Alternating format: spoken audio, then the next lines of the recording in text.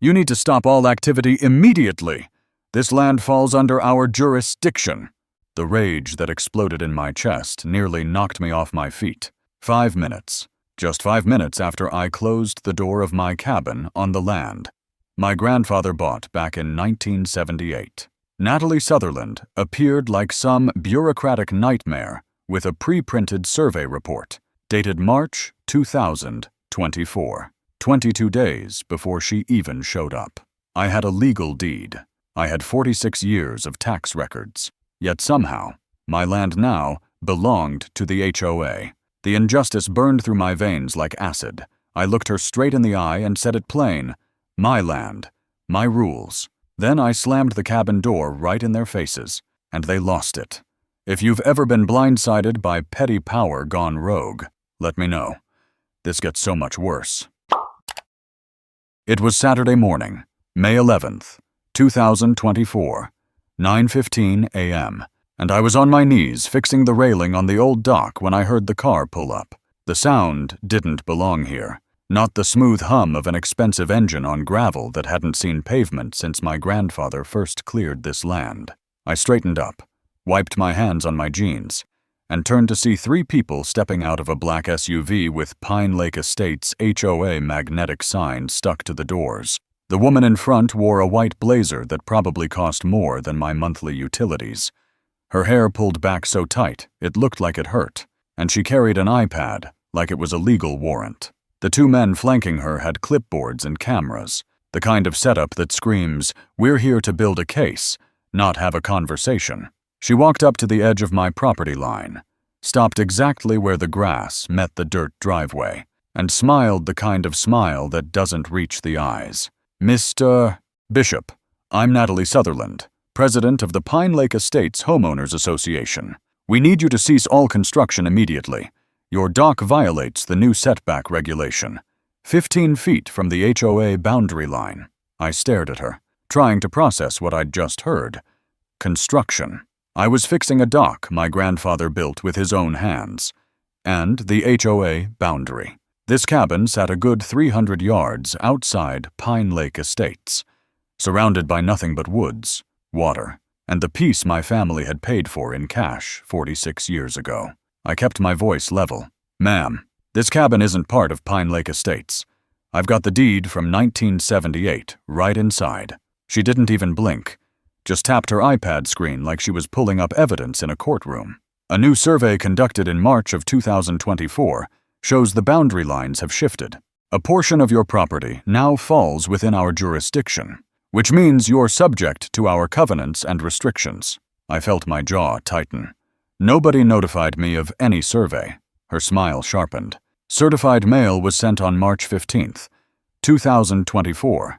If you failed to respond within the 10-day window, that's not our problem. As of now, you're in violation, and fines accrue at $250 per day until compliance."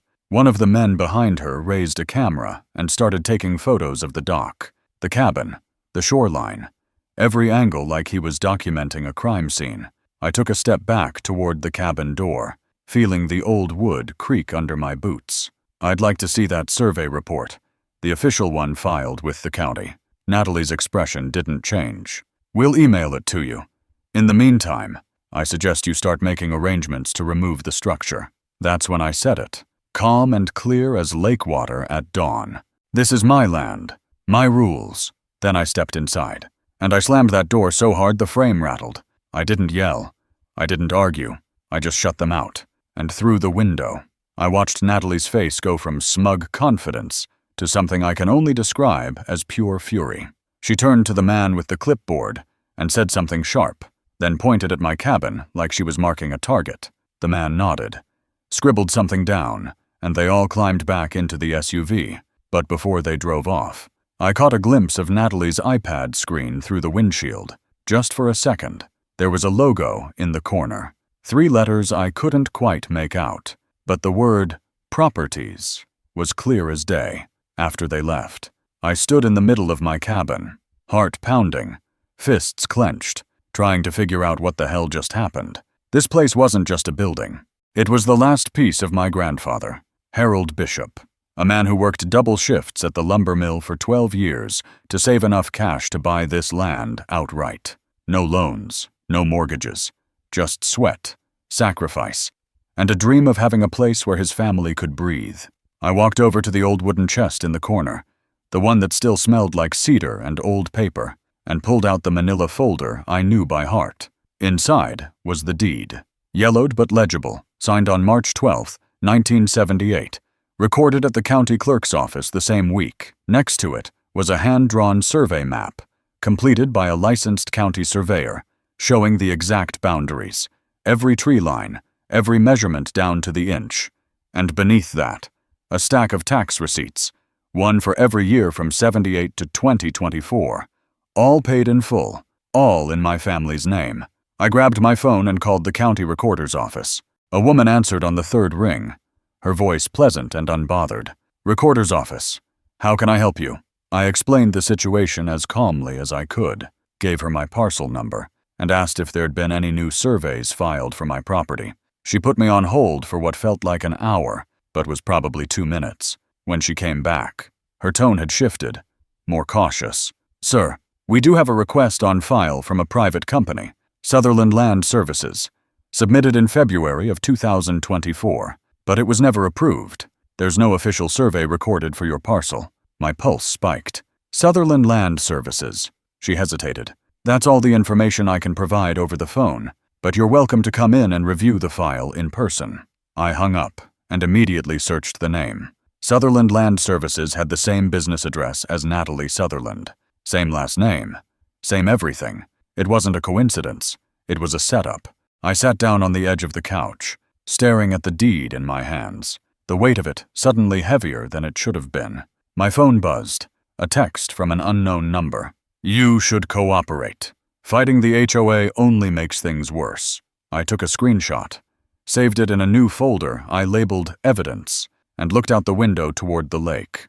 The sun was still high, the water calm, but something underneath had shifted. 2 of my neighbors, families who'd lived on this lake for decades, had sold their properties last year, both sudden, both at prices way below market value. I'd thought it was just bad luck, people needing to move on, but now, standing here with a fake survey claim and a threatening text message, I wasn't so sure. There was something bigger happening here, something that went way beyond a dock or a property line, and if Natalie Sutherland thought I'd fold just because she had an iPad and a fake smile, she'd picked the wrong man. I walked back to the window, watched the light shimmer across the water my grandfather used to fish every Sunday morning, and made a decision. I wasn't going to fight this angry. I was going to fight this smart, because whatever Natalie was planning, whatever she thought she could take from me, she was about to learn a hard lesson. This land had a history, and I was going to make damn sure it had a future. 3 days later, on May 14th, I woke up to an email that made my blood go cold. The subject line read, "Notice of Violation," and it came from Pine Lake HOA Management Company, a faceless corporate entity I'd never heard of until that moment. The body of the email was short, clinical, and brutal. Effective May 12, 2024. Fines of $250 per day are being assessed for non-compliance with HOA setback regulations. Total due, as of this notice, $750. Failure to pay or remedy within 30 days will result in legal action and potential lien placement on your property. I read it twice, then a third time, trying to find the logic in it. They were fining me for a dock on land they didn't own, based on a survey that wasn't official, and they expected me to pay or lose my home. I attached my deed, the original 1978 survey map, and 46 years of tax records to a reply email, keeping my tone professional but firm. "This property is not part of Pine Lake Estates. Please provide the official county recorded survey you referenced, along with proof of certified mail notification sent on March 15th. I hit send and waited. No response came. That afternoon, I started seeing the posts. I didn't know about them at first because I don't spend much time online, but my neighbor, Mrs. Paulson, called me around 3 p.m., her voice tight with worry. "Garrett, honey, you need to see what they're saying about you." She told me to check the Pine Lake community page, a group with over 600 members, most of them homeowners in the estates or nearby. I borrowed my nephew's login later that evening and scrolled through. There it was, posted by Natalie Sutherland herself. A photo of my dock taken from an angle that made it look like it was falling apart, with a caption that turned my stomach. Resident refuses to follow community safety rules. Unsafe structure threatens lake ecology and property values. HOA is taking all necessary steps to protect our neighborhood. The comments underneath were worse. 40+ replies, most of them piling on. Selfish. Thinks he's above the rules. People like this, you ruin it for everyone. One person even suggested the county should condemn the whole cabin. But buried in the middle of all that hate, there was one comment that caught my eye. It was from an account with no profile picture, just a generic silhouette, and the username was a string of random numbers. The comment said, HOA bought my land last year. Same tactics. Watch out. I took a screenshot of everything. The post, the comments, that one warning, and saved it all in my evidence folder. I wasn't just dealing with a power-hungry HOA president anymore. This was a pattern, a system, and I was just the latest target. The isolation started to creep in that night, the kind that makes you second-guess everything you know to be true. I sat on the porch with a beer I didn't finish, watching the sun go down over the water, and wondered how many people actually believed what Natalie was saying. How many of them thought I was the problem? How many of them would stand by and watch if she succeeded the next morning?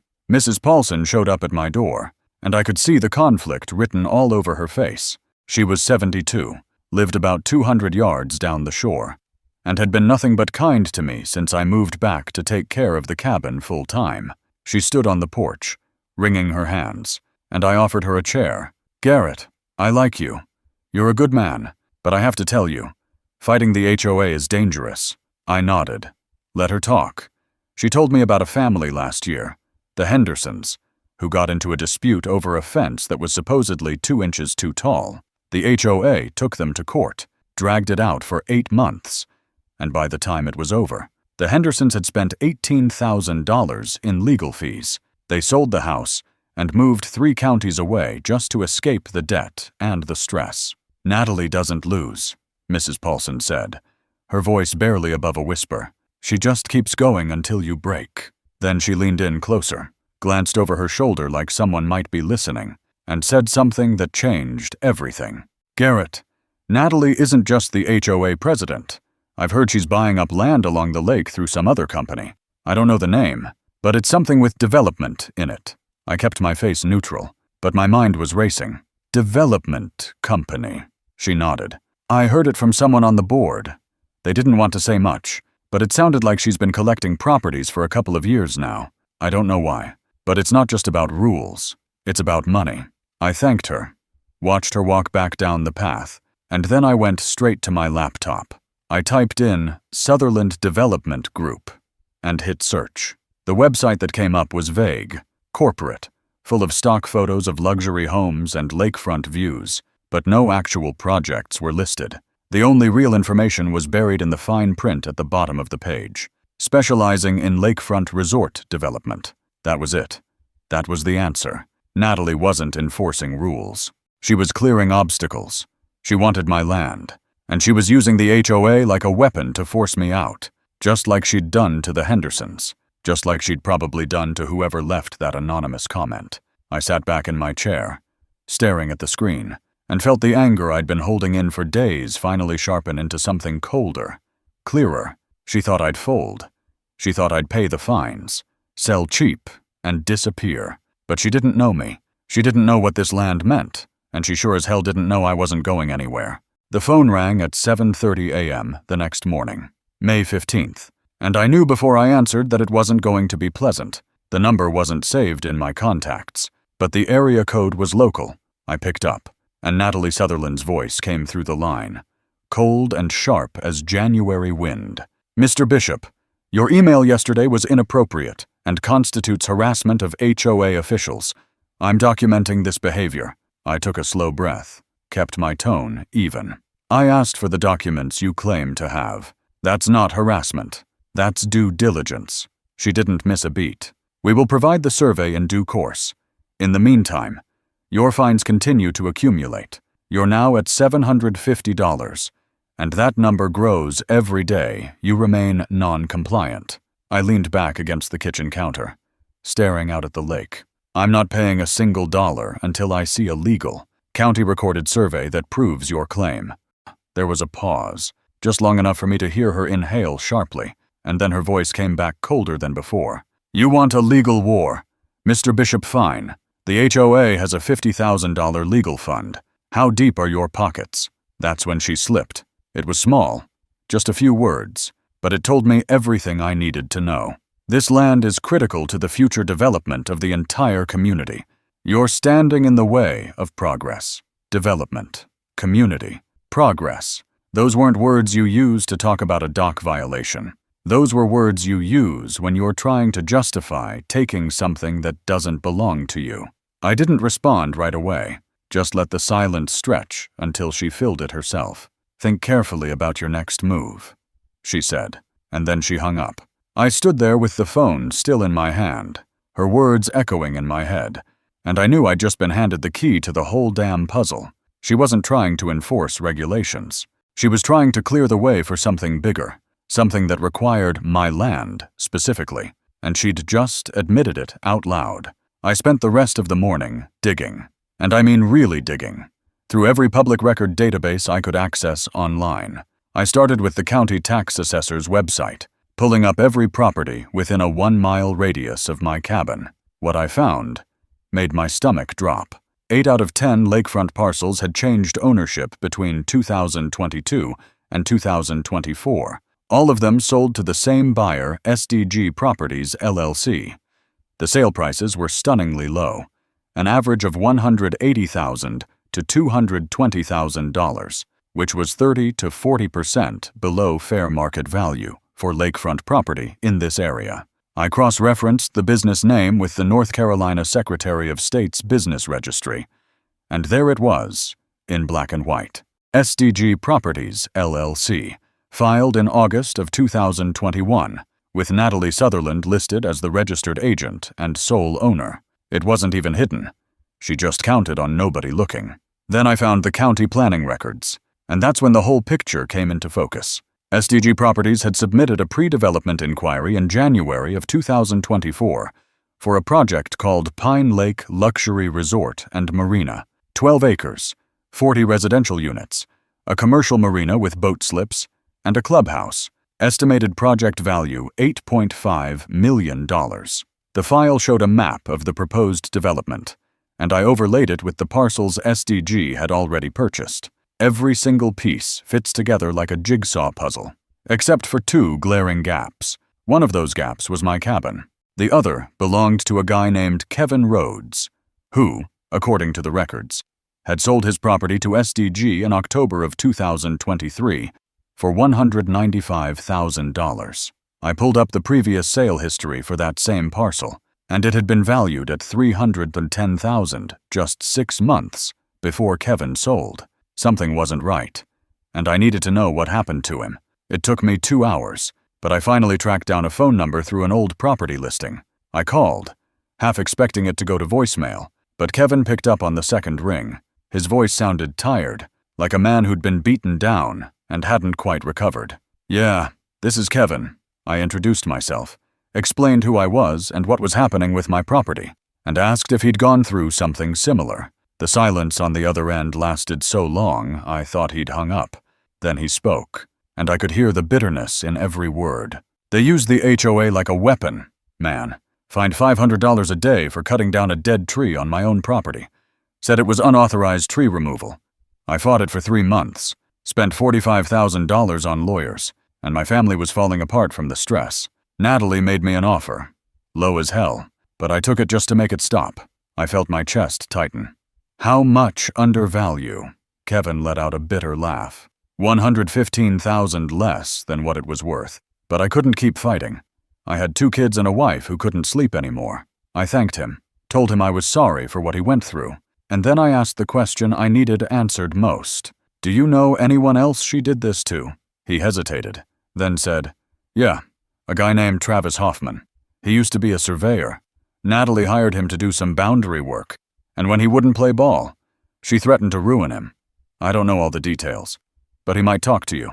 He's got a conscience, even if it took him a while to find it. I wrote the name down, thanked Kevin again, and hung up. I sat there at my kitchen table, surrounded by printed tax records, business filings, and development proposals, and I finally understood what I was up against. Natalie Sutherland wasn't just a corrupt HOA president. She was a developer using her position to systematically strip people of their property, force them into financial corners, and buy their land for pennies on the dollar.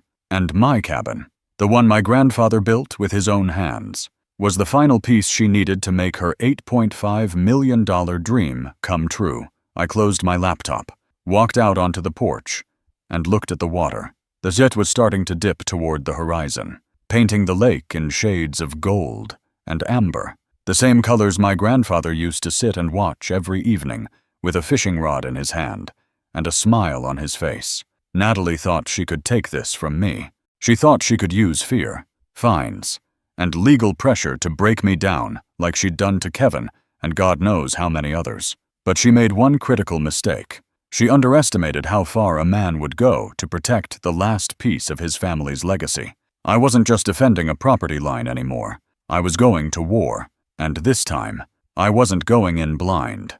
I found Travis Hoffman through a professional directory for licensed surveyors, and when I called him that afternoon, his response was immediate and uncomfortable. "I don't want to talk about the HOA." His voice had that edge people get when they're carrying guilt they haven't figured out how to put down yet. I kept my tone calm, non-threatening. "Travis, I'm not looking to blame anyone. I just need to understand what happened. Natalie Sutherland is claiming my land falls under HOA jurisdiction based on a survey from March, and the county says it was never officially filed. I think you might know why." There was a long silence, the kind where you can hear someone weighing their options, calculating risk, finally. He exhaled hard. "Not over the phone. Meet me at the coffee shop on Route 47, 3 p.m. tomorrow, and come alone." I showed up 15 minutes early on May 16th, ordered a black coffee I didn't drink, and sat in the back corner where I could see the door. Travis walked in at 3 p.m. exactly. A thin guy in his mid-30s with the look of someone who hadn't been sleeping well. He sat down across from me, didn't order anything, and kept his voice low. "What I'm about to tell you could cost me my license if it gets out wrong. So I need your word this stays between us until you're ready to use it legally." I nodded. "You have my word." He leaned forward, hands folded on the table. "Natalie hired me in February of this year to survey the HOA boundaries. She said there were some discrepancies with old property lines, and she wanted them clarified. Standard job, or so I thought. But then she asked me to adjust the boundaries to include a couple of disputed parcels, yours being one of them. She wanted me to shift the line about 40 feet to make it look like your dock fell inside the HOA jurisdiction." I felt my jaw tighten, but I stayed quiet and let him talk. Travis rubbed his face, the guilt written all over him. I told her no, that's fraud. But she had leverage. A few years back, I made some minor errors on a commercial project. Nothing catastrophic, but enough that if someone filed a complaint with the state board, I'd be under investigation. She knew about it. She threatened to report me unless I cooperated. He pulled a small USB drive out of his jacket pocket and slid it across the table. I didn't sign anything. I gave her a draft, unmarked, no certification, and I made it clear it wasn't official. But she took that file, altered it, added a forged digital signature, and distributed it like it were legitimate. That drive has the original draft I gave her, the emails where she asked me to adjust the boundaries, and a side-by-side comparison showing every change she made. If you're going to fight her, this is your smoking gun. I took the drive, held it like it was the most valuable thing I'd ever been handed, and looked Travis in the eye. "Why are you doing this now?" He swallowed hard. "Because I should have done it 3 months ago. I should have gone to the authorities the second she asked me to falsify a survey. But I was scared, and I convinced myself it wasn't my problem. Then I heard about Kevin Rhodes, about what happened to his family, and I realized staying quiet makes me just as guilty. I thanked him, told him he was doing the right thing, and watched him leave the coffee shop like a man who'd just set down a weight he'd been carrying too long. I sat there alone for another 10 minutes, staring at that USB drive, knowing I was holding the kind of evidence that could end Natalie's scheme completely. But evidence is only useful if you know how to deploy it, and I needed help from someone who understood the law better than I did. That evening, I drove 30 minutes to the house of Scott Whitaker, a retired real estate attorney who'd been a friend of my grandfather's and had helped our family with property issues over the years. Scott was 59, sharp as ever, and when I showed up at his door with a folder full of documents and a USB drive, he didn't ask questions, just waved me inside and poured 2 glasses of whiskey. I laid it all out on his dining room table, the deed, the tax records, the fake survey, the emails from Travis, the financial records showing SDG's land acquisitions, and the development proposal. Scott put on his reading glasses and went through every page methodically, his expression growing darker with each new piece of evidence. After 20 minutes, he sat back, took off his glasses, and looked at me. "Garrett, this is one of the cleanest cases of fraud and abuse of authority I've seen in 30 years of practice. You've got her dead to rights." He explained the legal framework, walking me through North Carolina general statutes like he was teaching a class. Section 47-30 covers fraudulent surveys, and it's a felony charge with up to 10 years in prison if prosecuted. Section 14-100 is obtaining property by pretense, which carries up to 20 months, and under the HOA Act, Section 47F-3-102, abuse of authority by a board member can result in removal, civil damages, and criminal charges if it involves financial gain. He tapped the development proposal. The fact that she's using her position to force sales for her own company. That's textbook conflict of interest and racketeering if you can prove a pattern, which you can, with Kevin's case, and anyone else who sold under duress. I listened, taking notes, feeling the pieces finally click into place. Scott leaned forward. "Here's what you need to do. File complaints with the State Board of Examiners for engineers and surveyors, the county district attorney, and prepare a civil suit for damages and injunctive relief. But before you do that, you need to give Natalie a chance to respond publicly. Force her hand in front of the HOA membership." I asked him how, and he pulled out a printed copy of the North Carolina HOA statutes. According to Section 47F-3-108, any homeowner, or in your case any affected property owner, has the right to request an emergency board meeting if there's evidence of fraud or misconduct. But more importantly, the annual General Assembly is coming up. I checked the HOA calendar online. It's scheduled for May 25th. That's a public meeting. And under state law, you have the right to add agenda items if you get a motion seconded. That's your stage. That's where you present everything. I felt a surge of something I hadn't felt in days. Not anger, not fear, but clarity. A plan. A way forward that didn't involve getting buried in legal fees or waiting for the system to care. Scott poured another finger of whiskey into my glass. "You've got 9 days to prepare. Make every second count. Because once you go public, there's no taking it back. She'll come at you with everything she has." I drove home that night with the windows down, the cool night air rushing through the truck, and for the first time since Natalie showed up at my door, I felt like I had control. I had the evidence. I had the law, I had a plan, and in 9 days, I was going to stand in front of the entire Pine Lake community and show them exactly who Natalie Sutherland really was. She thought she could bury me in fines and fear. She thought she could take my land the way she'd taken Kevin's. But she made one fatal mistake. She underestimated what a man with nothing to lose and everything to fight for is capable of. And on May 25th, she was going to find out. The night before the annual General Assembly, May 24th, I sat at my kitchen table, running through the presentation one last time. Every slide was locked in. Every piece of evidence cross-referenced and verified. I had Travis's USB drive with the original survey draft, and Natalie's alterations laid out side by side. I had the business filings showing SDG Properties LLC with Natalie as the sole owner. I had the county land records showing 8 properties purchased at 30 to 40% below market value. I had the pre-development inquiry for the $8.5 million resort project, complete with a map that showed my cabin sitting dead center in the planned access road to the marina. I had Kevin Rhodes's signed affidavit detailing the harassment, the fines, and the financial pressure that forced him to sell, and I had printed copies, 30 sets, along with 5 backup USB drives and a cloud link in case the projector failed. I wasn't leaving anything to chance. At 11:15 p.m., my phone rang. Unknown number. I answered, and a man's voice came through, rough and direct. Tomorrow morning. Don't show up. $300,000 cash for your property. Final offer. I kept my voice calm. Not interested. There was a pause. You're making a mistake. I hit the record button on my phone app, something I'd started doing after the first threatening text. And you're making this call from a number registered to SDG Properties, which I'm documenting right now. So, unless you want to add witness intimidation to the list of charges, I'd suggest you hang up. The line went dead. I saved the recording, added it to the evidence folder, and allowed myself a thin smile. They were panicking, and panic makes people sloppy. The Pine Lake Community Center was packed by 9:45 a.m. on May 25th. 75 residents filled the folding chairs, more than I'd expected, and the energy in the room was tense. Natalie stood at the front in a navy blazer, crisp and controlled.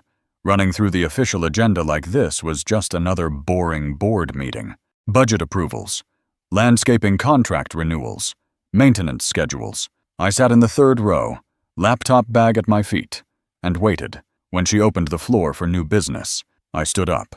I move to add an emergency agenda item review of fraudulent survey practices and conflict of interest violations by the HOA president. The room went dead silent. Natalie's face went pale, then flushed red. That motion is out of order. Mr. Bishop, Scott Whitaker, sitting 2 rows behind me, stood up. Madam President, under North Carolina General Statute 47F-3-108, any affected property owner has the right to bring forward evidence of misconduct. The motion is valid. I second it. Natalie's jaw tightened, but she had no choice. A vote was called. 52 in favor, 18 opposed. 5 abstentions. The motion passed. I walked to the front, connected my laptop to the projector, and the first slide appeared on the screen behind me. Timeline of events. March 15th through May 25th. 2024. I walked them through it step by step. My voice steady, factual. No emotion, just evidence. On March 15th, Natalie Sutherland claimed she sent me certified mail about a boundary change. The county has no record of any such mailing. On May 11th, she appeared at my property with 2 HOA officers and a survey she claimed was official. The county recorder's office confirmed no survey for my parcel was ever approved or recorded. I clicked to the next slide, and the side-by-side comparison filled the screen. Travis's original draft on the left, clean and accurate. Natalie's altered version on the right, with boundary lines shifted 40 feet, overlapping my land. I highlighted the differences in red. 17 changes, 17 intentional alterations designed to make it appear my property violated HOA regulations.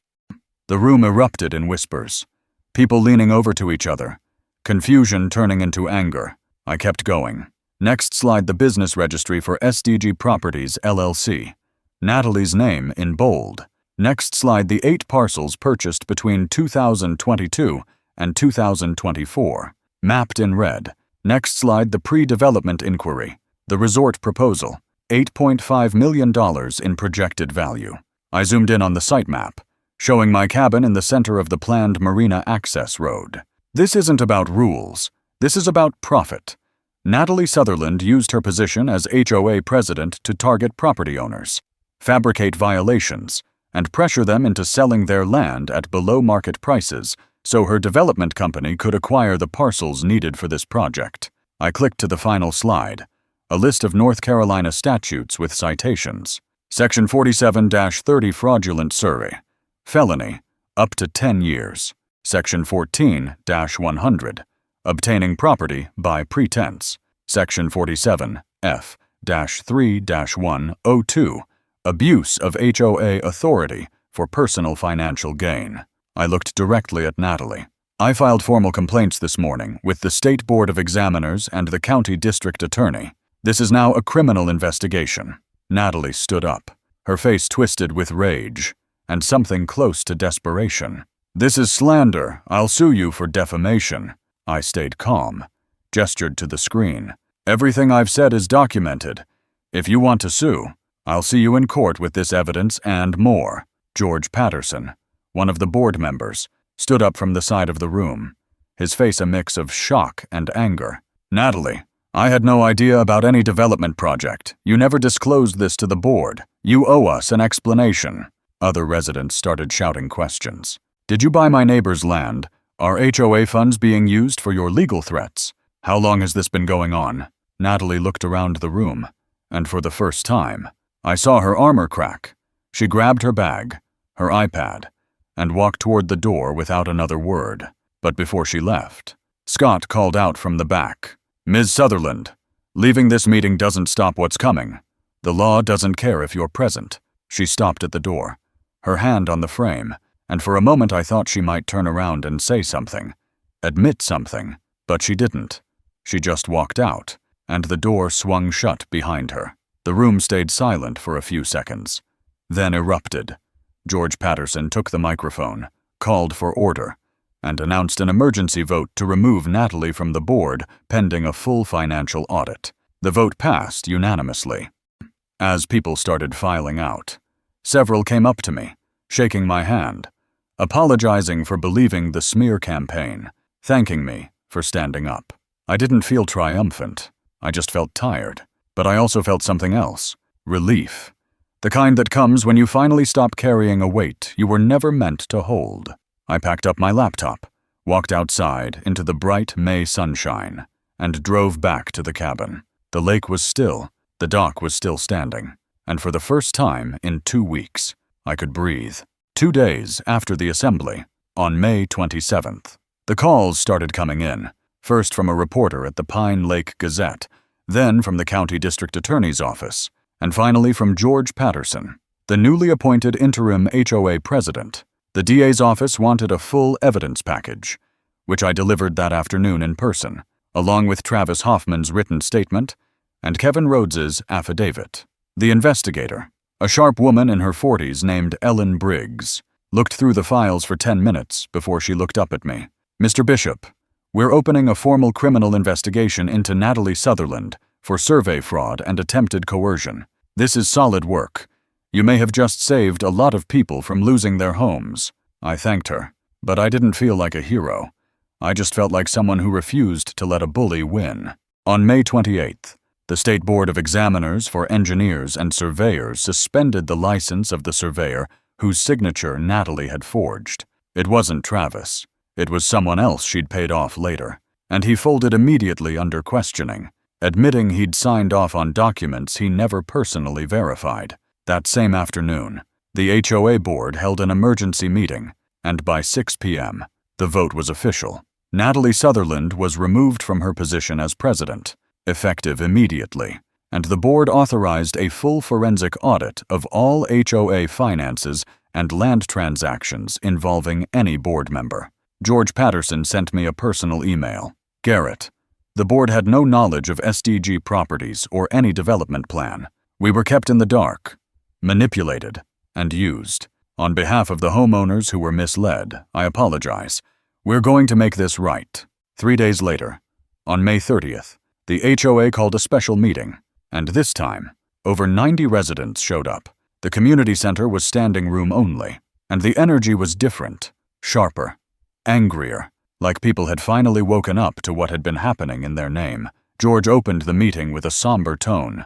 "Today, we're here to address the actions of our former president and to vote on measures that will ensure this never happens again." Then he did something I didn't expect. He invited Natalie to speak. She walked in through the side door. No blazer this time, just a plain blouse and jeans, her face pale and drawn, shadows under her eyes like she hadn't slept in days. She stood at the front, no iPad, no notes, and for a long moment, she just looked at the floor. When she finally spoke, her voice was small, shaky, nothing like the cold authority she'd carried 2 weeks ago. "I want to say to everyone here that I made terrible mistakes. The resort project was my idea. I thought I could bring value to this community, create jobs, and raise property values. But I went about it the wrong way. I used the HOA to pressure people. I falsified documents. I threatened families. Her voice cracked. And I didn't do it alone. My ex-husband, who's a lawyer, helped me draft the threatening letters. My accountant helped me hide the connection between SDG and the HOA budget. She looked up, tears running down her face now.